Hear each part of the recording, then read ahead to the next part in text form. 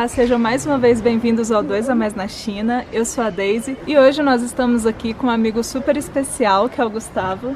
O Gustavo mora aqui na província de Yunnan com a família dele, com a esposa e um filhinho, a coisa mais fofinha do mundo. E a gente queria saber, Gustavo, como que é dirigir na China? Um estrangeiro vir para a China, é possível dirigir, não é? Como é que funciona?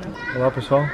Muita gente tem essa curiosidade como é dirigir na China. Bom, tem duas modalidades. Para alguns que têm visto de turista, podem tirar uma carteira provisória que vale por um período de pouco tempo, creio que menos de 6 meses a carteira vale. E aí você pode dirigir durante o período do teu visto. Mas para quem mora definitivamente com visto de trabalho, business ou estudante, pode tirar a carteira nacional chinesa. O procedimento é bastante simples. Eu entendo que no país todo a lei é semelhante, embora cada província tenha alguma especificidade. Basicamente você tem que pegar a tua carteira do país onde você tem, se você tem a carteira do país, essa é a primeira modalidade. Então você pega a carteira do seu país, traduz ela para o chinês. Uma vez que você traduziu a sua carteira do país, do seu país de origem, no caso nosso Brasil, traduziu para o chinês, você aplica então no departamento de trânsito. Aplicou no departamento de trânsito, todo o procedimento está ok, eles vão te solicitar para fazer o teste escrito. O teste escrito tem 100 questões e você tem que acertar 90 questões. É basicamente decorar e responder. A gente procurou material para estudar, mas não encontrou muita opção. Então a gente encontrou alguns estrangeiros que já fizeram um teste. Tem uma comunidade aqui na nossa cidade. Nessa comunidade eles tinham alguns sites com as perguntas semelhantes àquela do teste. O teste é feito em pelo menos 5 idiomas podem ser feitos: russo, árabe, espanhol, inglês e coreano. Eu optei por fazer em inglês, minha esposa optou por fazer em espanhol. Mas a gente descobriu que nenhum dos dois idiomas a tradução é perfeita. No nosso caso era mais Chinglish, tinha muita pergunta, muitas questões que não estavam claras, algumas traduções que não estavam muito claras. Eu fiz 2 vezes, na primeira vez eu não fui aprovado, na segunda eu fiz e foi aprovado. Na segunda eu estudei e na primeira fui de cara. Eu apliquei e naquele mesmo dia eu decidi fazer, paguei uma taxa de 60 yuan, mais a taxa da tradução, que foi 120 yuan. Fiz a primeira vez, não passei, estudei um pouco, algumas semanas, apliquei de novo, mais 60 yuan e fui aprovado, com exatamente 90 questões que eu acertei. Você tinha comentado que você faz esse teste e você tem o direito de fazer ele 2 vezes. Sim, você paga 60 yuan e pode fazer 2 vezes o teste. Ele é feito numa sala com computadores, quase 100 computadores. Você senta na frente do computador e faz o teste ali mesmo. E quanto tempo eles te entregam a carteira? É igual no Brasil, que demora 15, 20 dias? Como que funciona? Quando eu fui aprovado, o teste levou 1 hora. Terminou o teste, foi aprovado. Eu fui numa sala, assinei e já peguei a carteira ali em questão de 10 ou 15 minutos depois. E se a pessoa não tem a carteira, por exemplo, no Brasil e quer tirar a primeira carteira na China, como funciona? Nesse caso, a pessoa tem que fazer todo o procedimento como os chineses fazem. Ela vai ter que fazer a escola, autoescola, fazer o teste prático, depois o teste escrito. Vai ser bastante mais tempo e mais caro. Com relação à carteira internacional, tem como você tirar uma carteira internacional e dirigir na China ou não? Pelo que eu pesquisei antes de tirar a carteira, a China não faz parte dessa convenção, pelo menos em relação ao Brasil, e a carteira internacional não é válida aqui na China. É válida em outros países, mas não aqui na China. Bom, em relação à legislação aqui na China, mais ou menos 70% da legislação chinesa em relação ao trânsito é semelhante ao Brasil. A gente tem uma boa base que é semelhante. 30% ou talvez 20% são diferentes. Por exemplo, no Brasil, no sinal vermelho, você não pode virar à direita. Na China, você pode virar à direita. Na China, você tem que buzinar em certas situações que no Brasil você não faria isso. Existem vários aspectos que são diferentes. Essas partes, algumas são meio intuitivas. A gente levou 1 ano vivendo aqui na China primeiro, analisando, pensando, se acostumando com o trânsito. Então a gente já entendeu intuitivamente algumas dessas legislações e regras. E outras a gente aprendeu também quando a gente revisou as questões, as perguntas que existiam nos sites que os outros estrangeiros passaram pra gente. Até foi interessante que na primeira vez que eu fiz, eu acertei uma média de 80%. Então provavelmente aquela parte que eu não conhecia, que eu não tinha estudado, não tinha prestado atenção, era referente a essa diferença. Exatamente. Essa aqui é diferente do Brasil. E conta um pouquinho pra gente agora a respeito de carro. Como que você conseguiu comprar o seu carro? Não sei se você pode contar pra gente, quer contar pra gente questão de valores. Como que funciona essa taxa de transferência? Porque acho que você comprou usado, né? Que você comentou Sim. com a gente. Essa taxa de transferência, questão de placa, essa também é uma dúvida frequente. Antes de comprar o nosso carro, eu perguntei para alguns amigos estrangeiros também aqui na comunidade se eles recomendariam um carro chinês ou um carro importado. Aqui na China existem diversas marcas europeias, americanas, japonesas, coreanas e muitas marcas chinesas. A grande maioria me recomendou comprar um carro importado e não chinês, por questões de qualidade. Alguns poucos me recomendaram algumas marcas específicas chinesas, que a qualidade era boa. Então nós pensamos e analisamos, e nesse meio tempo uma amiga nossa estava mudando, uma professora universitária, amiga nossa, estava mudando para a Tailândia. Ela ia passar a trabalhar na Tailândia e o carro dela ia ficar inutilizado. Então nesse momento foi uma oportunidade, a gente perguntou para ela, o carro dela era seminovo e ela decidiu vender para a gente. É um carro japonês, usado, mas está em boas condições. Bom, a gente pagou para transferência.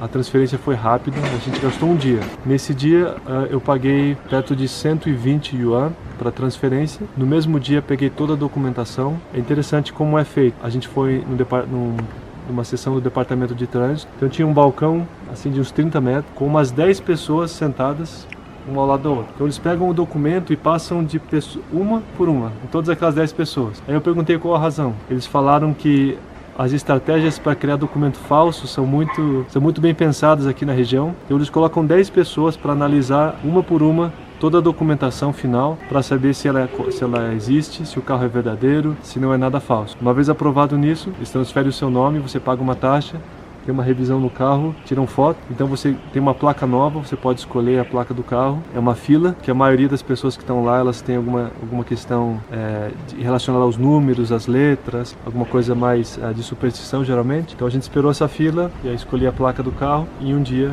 a transferência foi feita. Essa é uma questão que as pessoas também perguntam bastante no canal. A placa na China, ela é do carro, igual no Brasil, que, por exemplo, esse carro tem essa placa. Mesmo que você venda o carro, a placa vai ficar com ele e vai rodar por várias pessoas. Ou a placa é sua. Mesmo que se você vender o carro, você tira essa placa e você põe em outro carro, que ela é pessoal e não do carro. Entendo que é pessoal, que a placa antiga foi mudada e a placa nova está relacionada comigo, que sou o novo proprietário. Com relação ao combustível, como que funciona? É vendido a litro, galão, preço de combustível? Aqui na China é vendido por litro, como no Brasil. E é interessante, porque um dia você vai no posto, tem um valor. Aí você vai no outro dia, está mais caro. Aí vai no terceiro dia, está mais barato. Oscila muito. A China tem pelo menos 4 tipos de combustíveis, que é o 90, 92, 95, 97, tem 98. Tem pelo menos 4 ou 5 tipos. Quanto maior o número, 98 geralmente é a melhor qualidade. O preço por litro está em torno de entre 5,70 até 6 ou 7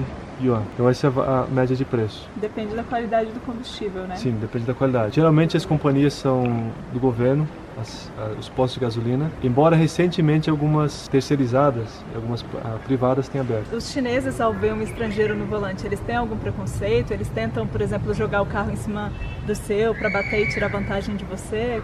Como que funciona? Eu entendo que existe uma lógica de trânsito em cada país, em cada cultura. A China também tem a sua lógica de trânsito. O trânsito aqui é bastante bagunçado. As pessoas cortam o tempo todo, estacionam onde querem, buzinam bastante, mas existe uma certa lógica. Por exemplo, você é responsável por todos os carros que estão na tua frente. Então o que acontecer na tua frente é responsabilidade sua. Agora o que acontecer atrás é responsabilidade de quem está atrás de você dirigindo. Não espere que o motorista da frente vai perceber que você está atrás dele, que você está ultrapassando e tal. Por isso que eles buzinam. Que o motorista da frente está cuidando do que está na frente e quem está atrás, a responsabilidade é de quem está dirigindo vindo atrás de você.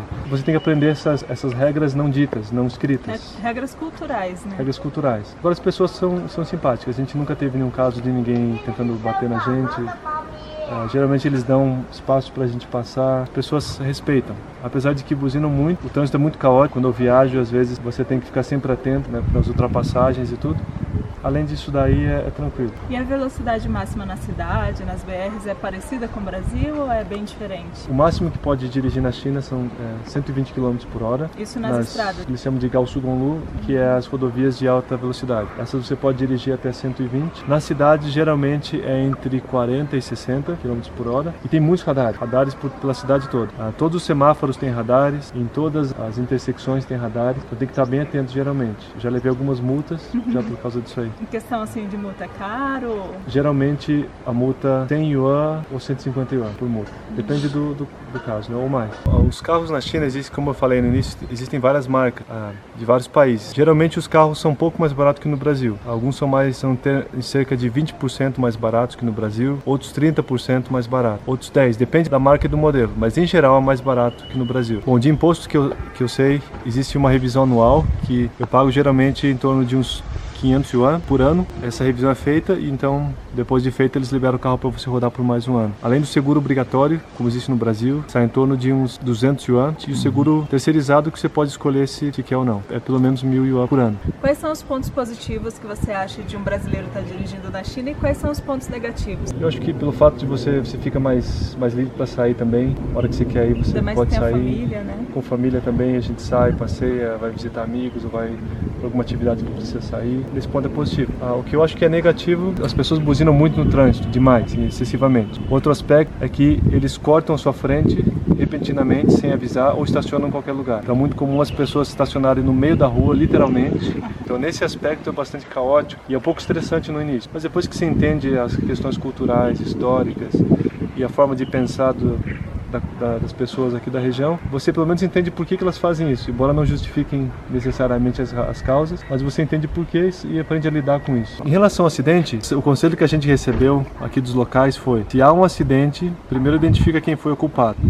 Identificou quem foi o culpado, se foi você, tenta fazer um acordo ali naquele momento com a pessoa, se não teve nenhum caso de ferimento, nada sério, se foi só danos, prejuízo no carro, faz um acordo com a pessoa, talvez paga ali mesmo, ou então troca as informações e fica por isso mesmo, paga depois, acerta o valor necessário. Essa é a forma mais simples. Se foi algo sério, que envolveu uma perda grande, prejuízo, ou até um caso de alguma pessoa que se acidentou e teve alguma fratura ou algo assim, geralmente é aconselhado chamar o policial para que ele venha na hora e o policial vai tentar fazer uma mediação para que a coisa seja resolvida ali. A última coisa que os chineses querem e as pessoas querem, até os policiais, é ter que ir diante de uma corte, ter um processo formal, porque isso é demorado, é complicado e tem tantas pessoas nesse processo que isso seria uma dor de cabeça a mais. Então eles tentam resolver ali na hora mesmo. Esse é o documento do carro, desse tamanho.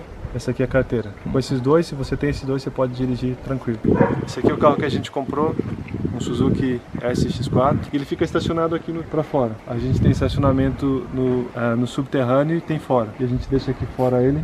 Não tem muitas vagas dentro. Estacionando aqui fora, a gente comprou um cartão que a gente utiliza, paga o cartão e utiliza estacionamento. Se a gente estacionar dentro, a gente teria que primeiro ter uma vaga disponível que não tem, depois teria que pagar também por ela mensal. Então aqui fora fica mais prático, apesar de que fica exposto ao ambiente, a chuva, etc. Para quem pensa em dirigir na China, eu recomendo primeiro passar um tempo aqui na China, entendendo como funciona a lógica de trânsito na sua cidade, a legislação, se acostumando com a cultura do trânsito também. Depois disso, é tranquilo. Cada região com certeza vai ter suas particularidades. Eu acho que é tranquilo, eu recomendo. Tome as devidas precauções, evite se estressar com as coisas que são complicadas no início e bora pra frente. Naturalmente, como vocês puderam perceber pelo que o Gustavo falou, para você dirigir na China com mais segurança, é aconselhável que você fale um pouco do chinês. O Gustavo já mora na China há praticamente 3 anos e o chinês dele é muito bom. Então, em casos de acidente ou até mesmo coisinhas corriqueiras do dia a dia, ele consegue se virar e resolver a situação. Se você gostou desse vídeo, dá um joinha, se inscreva no nosso canal. Se tem alguma outra dúvida, alguma outra questão que você